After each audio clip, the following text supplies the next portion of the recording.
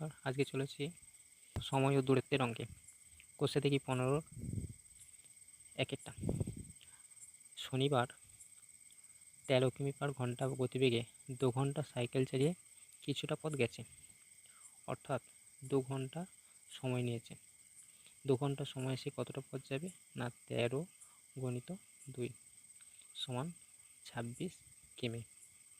আচ্ছা, রবিবারে 11 কিলোমিটার পার ঘন্টা, 11 কিমি পার ঘন্টা, তাহলে 2 ঘন্টা সময় কত পথ যাবে?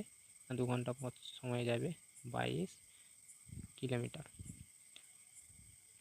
আচ্ছা, এখানে জিজ্ঞাসা করা হয়েছে শনি ও রবিবারের মধ্যে 2 ঘন্টা সাইকেল চালিয়ে কত বেশি পথ গেল।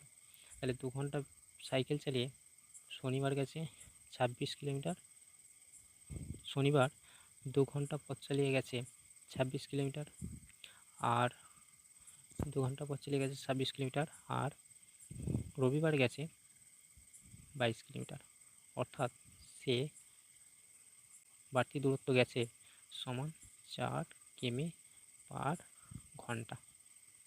সুতরাং এখান থেকে সময় স্থির রেখে গতিবেগ ও অতিক্রান্ত দূরত্বের মধ্যে সম্পর্ক কি সরল না ব্যস্ত? তাহলে এখানে প্রথমে দেখছি 13 কিলোমিটার পথ গেছে, এখানে দেখছি 13 কিমি পার ঘন্টায় পথ গেছে মোট 26 কিলোমিটার।